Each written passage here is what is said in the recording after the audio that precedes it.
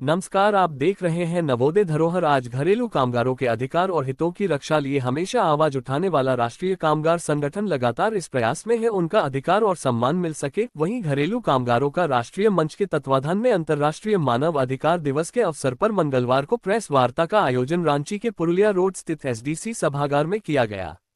मानव अधिकार दिवस की पूर्व का ये प्रेस वार्ता अंतर्राष्ट्रीय मानव अधिकार दिवस की तैयारी में रखा गया था। प्रेस वार्ता को संबोधित करते हुए राष्ट्रीय घरेलू कामगार संगठन की राज्य संयोजिका सिस्टर अंशु लकड़ा ने कहा कि श्रम अधिकार ही मानव अधिकार है। उन्होंने कहा कि घरेलू कामगारों के लिए अलग से कानून होना चाहिए ताकि घरेलू कामगार आवाज उठा सके। वहीं सिस्टर अंशु ने 4 श्रम संहिता को वापस लिए जाने और सर्वोच्च न्यायालय के निर्णय का पूर्ण सम्मान किया जाने की मांग की। वहीं प्रेस वार्ता में झारखंड घरेलू कामगार यूनियन की अध्यक्ष अनीता देवी और संगठन की सदस्यों ने भी अपनी बात रखी। रांची से नवोदय धरोहर के लिए मोहन कुमार की रिपोर्ट। आज 9 दिसंबर है और हम लोग मानव अधिकार दिवस जो 10 दिसंबर को होता है उसकी तैयारी में हम लोग आज मानव अधिकार दिवस मना रहे हैं।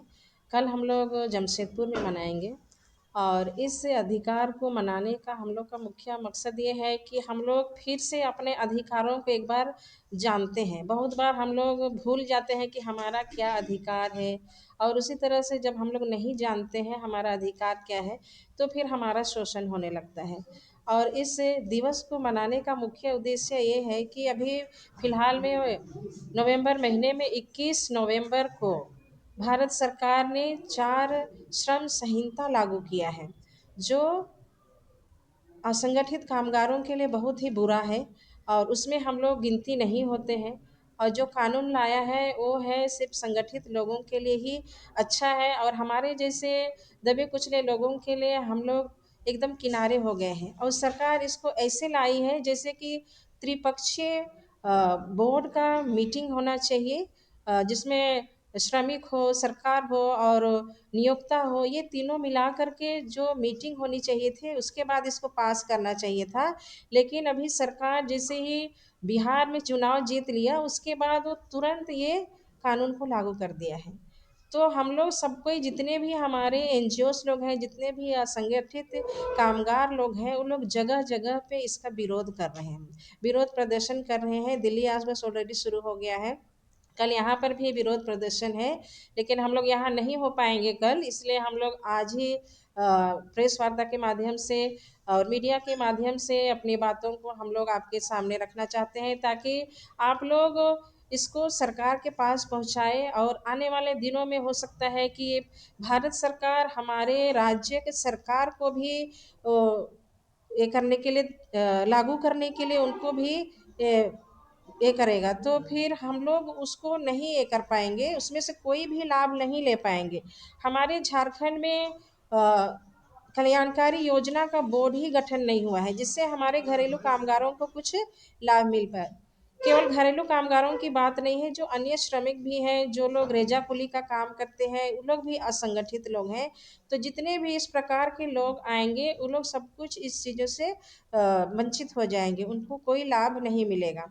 और इस तरह से हम लोग इतना श्रम करने वाले, जैसे हम लोग मानव अधिकार दिवस मनाते हैं और इसको 20 अक्टूबर 2016 में श्रम अधिकार को ही मानव अधिकार के रूप में घोषित किया गया था। यूनाइटेड नेशन ने उसको मानव अधिकार दिवस के रूप में घोषित किया था। तो हम लोग चाहते हैं कि यदि हम श्रम ही नहीं करें और हमको जीने का अधिकार है, लेकिन हम खाएंगे नहीं तो जिएंगे कैसे?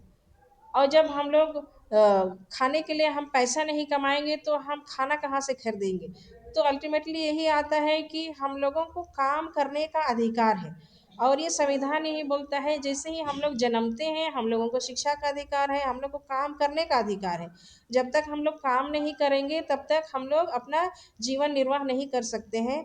इसीलिए हम लोग चाहते हैं कि इस प्रेस वार्ता के माध्यम से आप लोग हमारी बातों को सरकार तक पहुंचाने की कोशिश करें और जितना जल्दी हो सके ये जो 4 श्रम संहिता है उसको सरकार वापस ले। क्या क्या खामियां हैं इन श्रम संहिता में? श्रम संहिता में हम जैसे बोले कि सबसे पहले तो हम लोगों को एक्सक्लूड कर दिया है, हम लोग उसमें ऐड ही नहीं होते हैं। जैसे मैं बोली कि ये सिर्फ संगठित लोगों के लिए ही है और हम लोग जैसे लोग, हम लोग संगठित लोग नहीं हैं। हम लोगों को कोई निर्धारित वेतन नहीं मिलता है, हम लोग जहाँ काम करते हैं वहाँ कोई सुरक्षा नहीं होती है, कोई बोनस नहीं मिलता है, तो ये सारी चीज़ें हम लोगों को नहीं मिल पाता है असंगठित कामगार लोगों को। लेकिन जो कानून बना है उसमें ये सब चीज़ होगा जो नियोक्ता के ऊपर निर्भर करता है, तो हम लोगों को वो लाभ नहीं मिल पाएगा, इसीलिए हम लोग इसका विरोध करते हैं। हम लोगों का मांग ये है कि हम लोग जो क्या है, हाँ, सुप्रीम कोर्ट जो आदेश दिया था 29 जनवरी 2025 को कि घरेलू कामगारों के लिए एक कानून बनना चाहिए। हम लोग लाखों मेहनत कर रहे हैं, परिश्रम कर रहे हैं, अलग अलग जगहों में हम लोग ये कर रहे हैं, धरना प्रदर्शन कर रहे हैं, त्रिपक्षीय बोर्ड का मीटिंग कर रहे हैं, लेकिन फिर भी अभी तक हमारे लिए ये कानून नहीं बना है। और जो उस कानून को बनाने के लिए जो विशेषज्ञों का जो बोर्ड गठन होना चाहिए था उसको भी गठन नहीं किया गया है, और जब तक वे विशेषज्ञ समिति का गठन नहीं करेंगे तब तक वो लोग इस कानून को नहीं बना पाएंगे। और अभी सुनने में ये भी आ रहा है कि अभी सरकार उसको भी बदल रही है कि आने वाले दिनों में घरेलू कामगारों के लिए अलग से कानून की जरूरत नहीं है। लेकिन हम लोग चाहते हैं कि घरेलू कामगारों के लिए एक अलग से ही कानून हो। घरेलू कामगारों के लिए भी महिलाओं के लिए अलग अलग कानून दिया गया है, लेकिन जब घरेलू कामगारों के साथ कुछ भी हादसा होता है तो हम लोग जाते हैं, थाना जाते हैं, लेकिन उसमें हम लोग कौन सा कानून को लेकर के हम लोग अपनी बातों को रखेंगे और किसके कौन सा धारा के अनुसार हम लोग उसमें जाएंगे, तो इस तरह की कई सारी समस्याएं आती है। हम लोगों को यहाँ से वहाँ हम लोग को भटकना पड़ता है। इसलिए हम लोग चाहते हैं कि इस तरह का शोषण हमारे साथ ना हो, अन्याय ना हो। इसलिए सरकार हमारे लिए एक अलग से ही कानून बनाए ताकि हम लोग सुरक्षित होकर के हम लोग अपना काम कर सकें और अपने अधिकार को सुरक्षित रूप से ले सकें। आप लोग लगातार धरना प्रदर्शन कर रहे हैं, कई कार्यक्रम कर रहे हैं, फिर भी आप लोग की मांगे पूरी नहीं हो रही, तो क्या कहें? देखिए, आज से नहीं, हम लोग 10-15 साल से लगे हुए हैं। और 10-15 साल से जो हम लोग एक घरेलू कामगार महिला है, हम लोग जो दूसरों के घरों पे काम करने जाते हैं, लेकिन बार बार एक ही मुद्दा हम लोग लेके सरकार के पास उतरते हैं कि हमारी मांग पूरी किया जाए। हमारी मांग है जो हर महिला के साथ में है। ना हमारा छुट्टी तय है, ना हमारा वेतन तय है, ना हमारा सुरक्षा तय है, ना हमारा बच्चों का भविष्य तय है, ना हमारा घर व्यवस्था का तय है। हम अगर रेंट में रह रहे हैं तो वहाँ हमें रेंट देनी पड़ती है, और अगर हमें कहीं पर घर का सुविधा है तो वहाँ पे सरकार हमें मतलब देती नहीं है।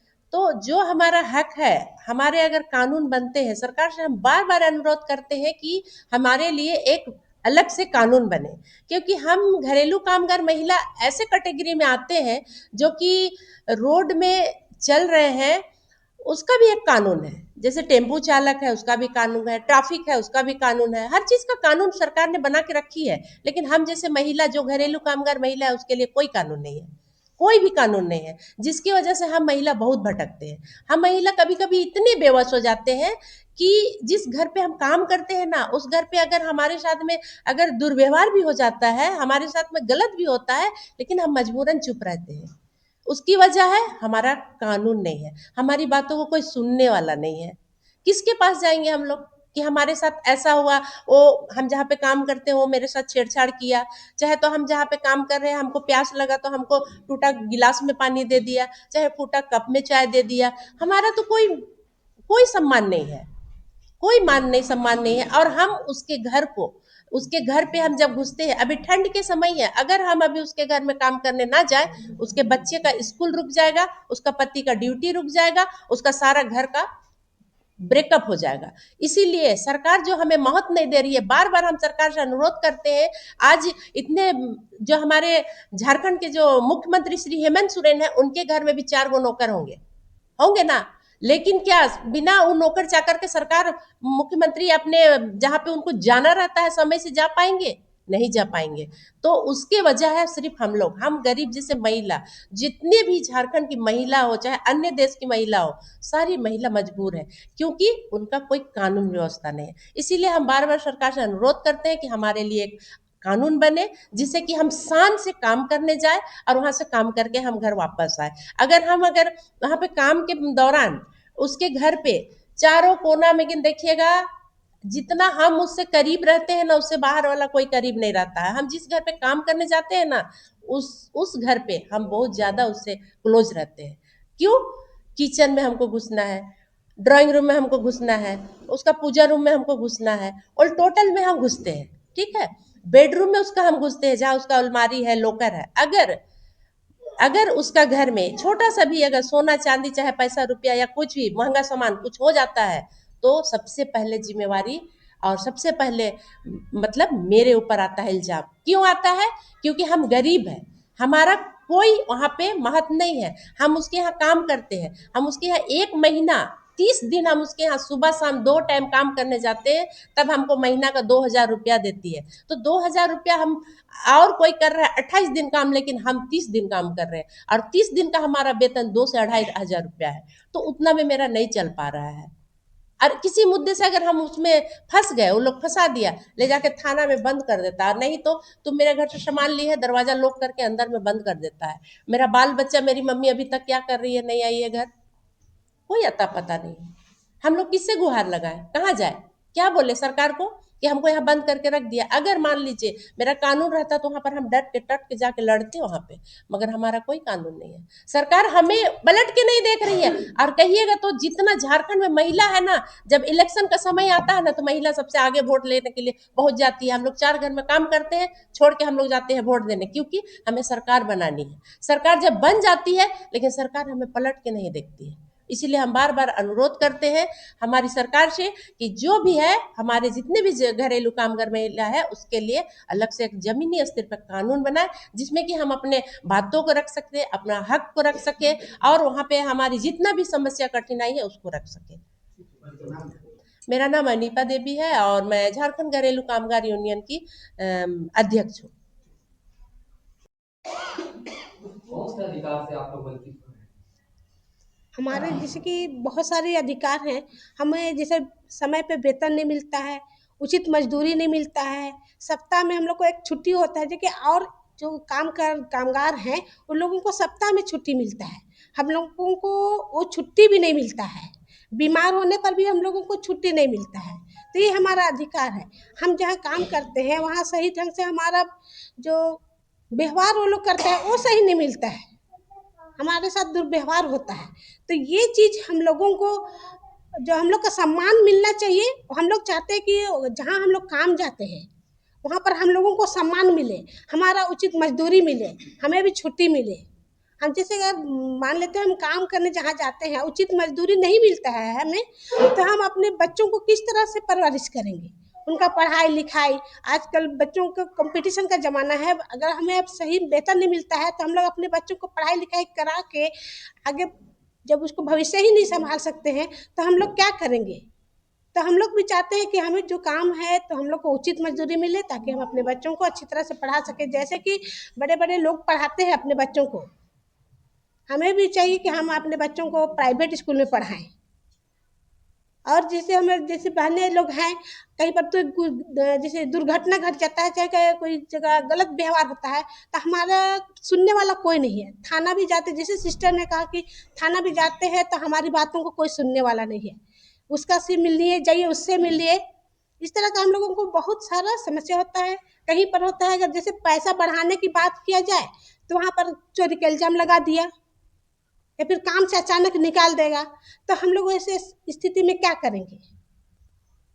तो हम लोग चाहते हैं कि ये सारा सम्मानजनक हम लोग को जो है, हम लोग को सम्मान मिले, और हमारा बहुत सारे अधिकार जो हैं सरकार से हम लोग चाहते हैं कि हमें वो अधिकार दे, हमारे लिए अलग से कानून बने, ताकि हम अपने जो अधिकार है उसको सुरक्षित तरह से ले सकते हैं।